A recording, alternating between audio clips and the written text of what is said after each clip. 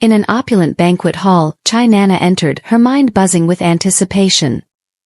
This exclusive event was her gateway to the elusive Mr. Mo, a legendary figure in S-City whose influence and mystique were unparalleled. Whispers of his power and enigmatic persona had shrouded him in an air of intrigue, leaving the city's elite in awe.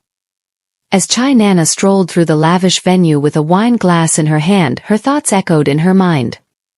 Tonight was the night she would finally meet Mr. Mo Yenting, the mysterious mastermind behind the city's intricate web of connections. She had invested significantly to secure this encounter, driven by the desire to extract valuable information only he could provide. Amid her contemplations, a poised lady approached Chai Nana. "Excuse me, Ms. Chai Nana," she uttered, breaking into Chai Nana's internal musings. "Mr. Mo is already in the private room. Time is of the essence, please follow me." Chai Nana nodded in acknowledgement, a tinge of excitement coloring her response. While traversing the opulent venue towards Mr. Mo's secluded enclave, the lady by Chai Nana's side conveyed a crucial piece of information. "Mr. Mo is a busy man. You only have half an hour with him," she cautioned. "But be mindful, Ms. Chai Nana, Mr. Mo abides by the rule of exchange on equal value. Money holds no sway over him, he is cunning and discerning. Do you grasp the gravity of this arrangement?" Chai Nana affirmed, I understand." As she approached the private room, Chai Nana's mind raced. The intricate information network Mr. Mo possessed was a feat that couldn't be replicated in mere decades. Contemplating the depth of his connections, she surmised that Mr. Mo must be at least 50 years old, a living testament to the wisdom and experience that awaited her behind the closed door. The woman escorting Ms. Chai to the private room couldn't help but compliment her, saying, "You are a natural beauty, Ms. Chai. You're exactly Mr. Mo's type." Ms. Chai, however, remained composed, recognizing this situation as a strategic negotiation. In her mind, it was clear she would provide what Mr. Mo wanted, gaining valuable information in return. It was a transaction, a deal between consenting adults, each taking only what they needed. As she contemplated her next moves, memories of her father's advice echoed in her mind. "First make an escape plan," he had said, "and never surrender yourself completely." Determined not to let any unwarranted advances compromise her integrity, Ms. Chai began formulating her escape plan. Pepper spray and a taser were at the ready, concealed for a swift exit. A lipstick gun could create a diversion, slowing down any guards in pursuit. Hidden weapons served as a last resort, a contingency plan she hoped she wouldn't need. With a wish of luck from the escort, Ms. Chai entered the private room, her mind focused on the impending negotiation and her escape plan ready for deployment if the situation took an unexpected turn. When she stepped into the exclusive chamber and laid eyes on Mr. Mo, she couldn't help but be taken aback by the revelation that he was a young man. Confirming his identity with a simple question, she was met with a confident affirmative from Mr. Mo. As she reflected on her upbringing imbued with the values of honesty instilled by her mother, she instinctively discarded any concealed weapons. Determined to seal a successful deal, she resolved not to rely on any deceptive tactics, especially considering that Mr. Mo's characteristics aligned perfectly with her preferences. Initiating the conversation, Mr. Mo delved into an unexpected topic, sharing his knowledge about the age of stars and the transient nature of their light. He mused about the possibility that the stars shining above might have already ceased to exist, yet their light continued to reach us through the vast expanse of space. Finding the concept fascinating, she agreed wholeheartedly. In a gesture of courtesy, she introduced herself, "My name is Chai Nana. I am truly grateful to be in your esteemed presence, Mr. Mo." She found herself captivated by the man's appearance, temperament, and voice, considering them nothing short of heavenly. As Mr. Mo delved into the business at hand, he straightforwardly inquired, "What do you want, and what can you exchange with me?" Without hesitation, she revealed her request, expressing a desire for information about the individuals captured in a photograph she possessed. However, Mr. Mo merely glanced at the photo and promptly declared, "This deal cannot happen. Please go back." Undeterred, she argued, "You're Mr. Mo, you know everything. With your powerful connections, you must be aware of these people. I'll give you anything if one night isn't enough, forever is all right," panic evident in her voice. In response, Mr. Mo sternly rebuffed her proposal, dismissing it as an exchange for her body. "Liar, what are you thinking? You make me want to puke." "Leave right now," he retorted. It was then that she reconsidered her initial impression of him, questioning the unspoken rules governing their encounter. "His personality is awful," she mused. Defending herself, she countered, "Do you know how many people have told me that I have a face that doesn't need to work hard to succeed? And you say I'm disgusting? Fine, I take back my first impression." She believed I had expended all my funds solely to catch a glimpse of him. Originally, the plan was to attend a brief half-hour meeting. How audacious of him to eject me within 5 minutes. Reduced to such financial hardship, I resorted to pilfering my aunt's makeup just to assume the guise of a beautiful maiden. 3 days' worth of meal money was sacrificed for that lipstick. Do you think I'd relinquish it easily? That day, that jerk drove me to the brink of madness. Upon confronting him, she held his face and exclaimed, "You cost me my lipstick money." A daring move indeed, but I was prepared to take the risk, and she kissed him. He, in turn, found himself dumbfounded, never anticipating that a mere kiss from this destitute and desperate woman would turn the tables so dramatically. Overwhelmed by the kiss, a tear escaped his eye. She pondered, did my kiss bring him to tears?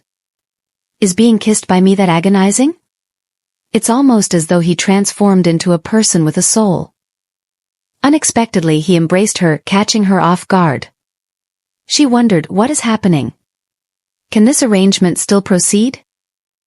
The protagonist in Mr. Mo's arms was stunned in silence, calling out to Mr. Mo to ensure he was okay. He responded, "Just like this, once more is enough." After their transformative kiss, he led her into a mysterious room with only one bed. Seated on it, he fixed his gaze on her for the past 5 minutes. As she wondered about his intentions, he softly called her Nana, leaving her both captivated and puzzled. The sweet tone made her body go limp, questioning if he intended to initiate the transaction now. Mr. Mo gently touched her forehead, asking, "Nana, you're so cold.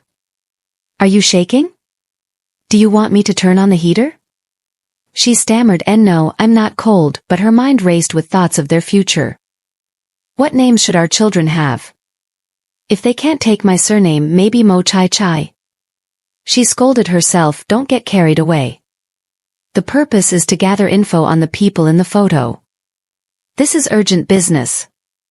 Coughing, she continued, "Mr. Mo, I don't care if you have dissociative identity disorder or, in short, I want," as she began speaking, Mr. Mo, with a smile, handed her the details of one person from the photo. Surprised, she questioned why only one person's information. Mr. Mo explained he'd email the details and declared he'd reveal data on only one person at a time. Puzzled, she inquired about how he knew her email, and he casually mentioned knowing even more private details about her. After receiving the information, she pondered why he provided it so easily. Wasn't it now her turn to reciprocate the favor? He responded, "Each time, I give you only one piece of information, so we have the chance to meet again, isn't that right?" She countered, "Mr. Mo, you asked for an equal exchange, but since you gave me this information so easily, what do you want?" Internally, she wondered if she needed to prepare for the exchange. Mr. Mo locked eyes with her and confessed, "Nana, meeting you is enough for me." She couldn't resist the charm of his smile, thinking, who can resist this smile? Doubtingly, she pondered if Mr. Mo had hit his head. Was her kissing so good that it made him fall in love, or was this just an act? Gritting her teeth, she removed her clothes, telling Mr. Mo, "I don't like owing favors. Let's settle the deal."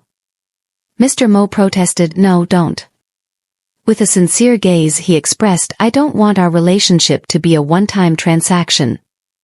I want it to last long." Continuing, he confessed, "Nana, to you, I'm only a stranger, but to me, I've known you for a long time." Blushing, she responded, "Mr. Mo, don't tell me we've met before," thinking it was impossible to forget such a good-looking person. He replied with a kiss on her hand, saying it was a secret. She thought, with his face, expression, and movements, she was going to kick the bucket. She wanted to make out with him. As time passed, Mr. Mo escorted her home and she asked when they would meet again. He replied soon. Finding Mr. Mo too formal, he playfully suggested, "Can we change it?" With a smile she agreed, "Can I call you Ting Ting?" He agreed, saying, "Of course you can, Nana." He felt joyous. She thought, "He is so happy. It feels like we're a couple." That day it seemed like spring had arrived for her, contemplating the possibility of bidding farewell to her 20-year-long single life. Thoughts of a second child and whether it should have her surname crossed her mind. However, 3 days later at 12:15 a.m., she was seen kneeling with a pained face. It was her second meeting with Ting Ting when he ordered, with an indifferent face, "Get this crazy lady tied up." That was when she realized Ting Ting must have dissociative identity disorder and he is crazy, save me. The protagonist, puzzled, questioned why a psychopath treated her this way, reflecting on the events starting 3 days ago when Mo Yen-ting dropped her home. Upon entering her house, she declared her arrival and her aunt, noticing her cheerful mood, suggested meeting someone special. Blushing, she confessed she hadn't encountered a man meeting her criteria. Her cousin, Chai Li Ming, playfully exposed her, noting her obvious attraction to someone she'd met. Chai Li Ming, once a playboy, had transformed into a more responsible individual. The cousin firmly reminded her, "Sis, I've warned you multiple times, men drawn to your looks at first sight aren't sincere. Second uncle is missing and my second aunt is no longer with us. I can't bear seeing you being deceived by a scumbag." She retorted, "You've been a scumbag for 20 years and now you're judging someone else? Ming, don't say that about Xiao Na." Despite her appearance, the fortune teller predicts she'll be the legal wife instead of being the mistress. The aunt sarcastically added, "Perhaps this time it's not a doomed romance." The protagonist, looking defeated, stammered, "Sister Yu. This ladybug, or rather my sister-in-law, goes by Chioing Yu. Once the center of attention, now her heart only blossoms for my brother. I affectionately call her Sister Yu as she prefers it over sister-in-law." Despite their candid communication style, both my brother and Sister Yu express themselves with firmness, yet not harshness. "Growing up, I've been complimented for my striking appearance. Many say I have a fox-like face," shared the aunt. The words shared by her aunt triggered a throwback. In the first year of primary school, Chai Nana faces rumors about spoiling happiness. Defending herself, she explains the teacher arranged the seating for the first time. Similar accusations persist in junior high, challenging her reputation. When accused of spoiling happiness in college with an older man, she reveals him as her uncle. Confronted by derogatory comments, she defends her family ties. A junior confesses and she rebuffs him, highlighting his lack of commitment. Tearfully reflecting on a troubled past, she contemplates grasping a chance at a better relationship this time, determined to hold on to it if successful. With a poker face that betrayed no emotion, the cousin bombarded her with a barrage of questions. Who is he? Where's his house? What does he do? How many people in his family? His educational level? Income? Romantic history? She replied tearfully and angrily, "Brother, we just met. I have a slight liking for him." Softening her expression, she added, "The person is Mr. Mo. Despite being a bit peculiar, he's incredibly gentle. He provided info about someone in a photo without a word." The cousin objected, "Mo Yen-ting? No." Defending, she said, "We haven't reached that stage yet, why no?" The aunt questioned the cousin's judgment and he warned, "This guy is problematic, not in that way." Mo Yen-ting's mysterious background suggests ties to the Lu He society, which may be linked to second uncle's disappearance and the second aunt's accident. We need to decipher the Yangyu Yu key with the Lu He society's invitation code from the picture. "If Mo Yen-ting is a member, what will you do?" She replied, "Even if I'm uncertain about the melon's sweetness, I want to taste it. But if he's linked to what happened to my parents, I won't go easy on him. The cousin advised, in short, since you've gathered info from Mo Yenting, get the invitation code from the person involved. The protagonist investigates by opening the email from Mr. Mo Yenting, revealing a profile of Wu Xing, 32 years old, formerly a reporter at XX Daily, later dismissed for news fraud turned self-media operator. The protagonist contemplates, guess where the invitation code is hidden. The following day, beneath the office building where Wu Xing works, a lady emerges from a car and a man confronts her, questioning her for spreading fake news. Wu Xing, puzzled, asks who he is. The man reveals, I am the husband of the person you posted the news about, the woman beating a child incident. The child stole my wife's wallet and she accidentally pushed him while retrieving it. Your fake news caused her cyberbullying, leading to trouble at her workplace. My wife took her life this morning, leaving our child behind. Nonchalantly she questioned, what does this have to do with me? The shaken man responded, your fake news led to this. Did she not push that child? Many faces cyberbullying, she chose to end her life due to weak tolerance. Deal with the cyberbullies. Wu Xing retorted, go find them. Don't bother me. The man hysterically accused her of murder, vowing to never let her be at peace. Wu Xing, taking her phone, recorded him saying, come on, let everyone see how fierce you are. She noted, the right pot goes with the right lid, the woman who beats the child is the spouse of a crazy man, a match made in heaven. With satisfaction, she planned today's hot search, contemplating titles like, husband of woman who hits a child seeks revenge? The man, being carried away, called her a wicked woman and unscrupulous reporter, promising she'd face consequences. Hidden, the protagonist gritted her teeth. 2 days later, the protagonist was discovered in a state of distress, tears streaming down her face, crying, wah. Wu reporter. The protagonist inquired, you don't mind me arranging for us to go to such a far restaurant, right? Ever since I got in contact with that guy Mo Yenting, I have never had a good day. Amidst the protagonist's emotional turmoil, Wu Xing pressed on, can you tell me about the details of your relationship with Mr. Mo? Rumors suggest that Mr. Mo doesn't get close to females. I thought he... The protagonist, still sobbing, responded, let me tell you something only I know about Mr. Mo, something very private. In a sudden twist, Mr. Mo appeared, his surprise evident as he contemplated the mysterious lady before him. Recalling a significant event, he hesitated, thinking, is she? Despite this, he convinced himself that he had forgotten everything after being kissed by her. Determined to unravel the truth, he resolved to confront her about the enigmatic night. As the protagonist grappled with her emotions, Mr. Mo's escort intruded, announcing, Mr. Mo, the car is ready. Deep in thought, Mr. Mo instructed them to wait, signaling that there were pressing matters to attend to before departing. The protagonist continued, revealing, Mr. Mo's secret is that he only values 3 seconds.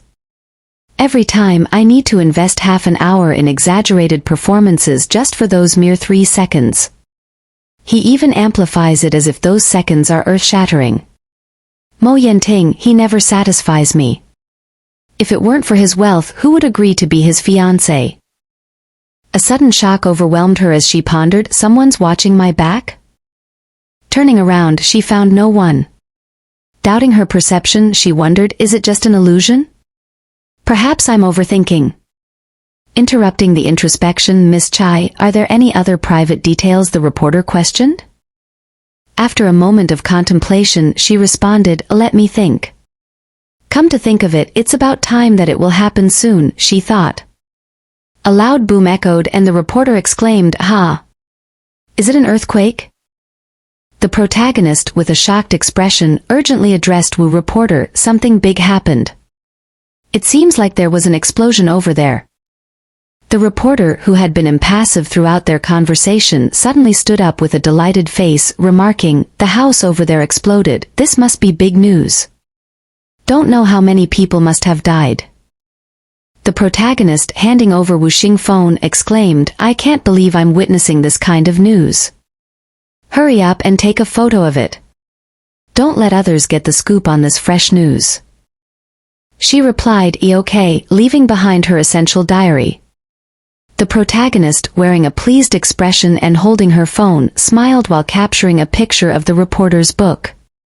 6 minutes later, the reporter returned with a displeased face, muttering, "So, it's just the blasting company's old building being torn down. I thought it was some big news. I was in such a hurry that I left my essential diary on the table." With a relieved expression, she exclaimed, "Phew, I didn't lose it." Operating her laptop, she thought, "Let me upload the news on a complaint website to gain some benefits." Reflecting on her experience, she mused, "Every time I log in, the invitation code is always too long and complicated. I can't even change it after so many years. If this website didn't give me so much money, I wouldn't even." The reporter was still processing her thoughts when, wearing a disbelieving expression, she burst out, "What's going on? The invitation code is cancelled and it's vanishing right from my system." In shock, she yelled, "Why has my invitation code disappeared?" witnessing the code dissolve before her eyes. The protagonist sat hunched over her laptop, a satisfied smile playing on her lips. On the screen, the triumphant message flashed, "Account successfully merged, Wuxing's original account logged out." A surge of elation rushed through her. The first invitation code operation was a resounding success. With Wuxing's access now in her hands, she thought gleefully, "One down, more to go." Unlocking additional layers of information from the Lu He Society's clandestine dark web, she inched closer to unraveling the mystery behind her parents' incident. As she navigated the digital shadows, the protagonist envisioned the day when she'd possess all the invitation codes of the society's members, a key to unlocking the truth. Determination fueled her every keystroke. Wuxing stormed out of the restaurant in anger, muttering curses under her breath. "That bitch," she seethed. Undeterred, Wuxing was quick to strategize. Fortunately, the business card she had received bore the protagonist's company address, a crucial lead. "I need to find her," Wuxing resolved, setting the stage for the next phase of her quest. Miss Chai, lost in thought, contemplated the invitation, "You're welcome to visit the pig farm mentioned on the fake business card address, dear." As she strolled out of the restaurant, she couldn't help but recall watching Wuxing take a taxi and depart. Considering her options, she decided, "I should leave too. This is going to be a killer show."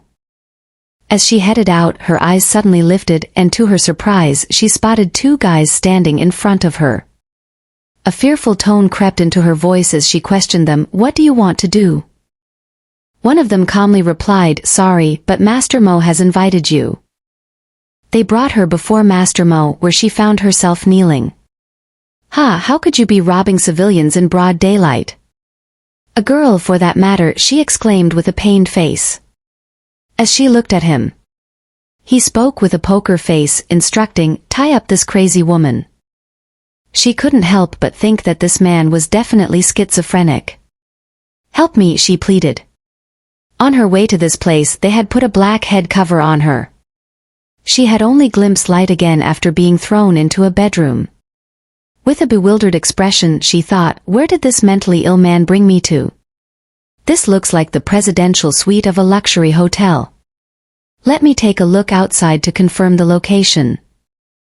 Frustration set in as she realized her legs were numb, preventing her from getting up. Suddenly Mr. Mo appeared, shocking her. He nonchalantly remarked, "This is the 28th floor. Do you want to jump out and escape?" He sternly questioned, "Aren't you my mistress? Why try to escape?" He loosened his tie with a straight face, demanding, "What were you saying at the restaurant? Spreading rumors through the reporter?" Fearfully she replied, "Mr. Mo, there's a misunderstanding. I didn't." He cut her off, moving closer. "You mentioned doing this for money," claiming. He held her tied hands up, causing her to wince. Ignoring her pain, he continued, "You said every time you need." She winced again as he moved even closer, saying, "Using half an hour of exaggerated performance for my 3 seconds?" She stammered, "I made a mistake." He yanked her away, removing his tie, and demanded, "Show me the half-hour exaggerated performance you prepared for me now." He unbuttoned his shirt, revealing an intense determination. "Thank you for being part of this adventure with us. If you enjoyed what you watch, don't forget to like, subscribe, and ring that notification bell. The next episode holds even more excitement and twists, so stay with us as we continue this thrilling journey together. Until then, keep the anticipation alive, and we'll see you in the next episode.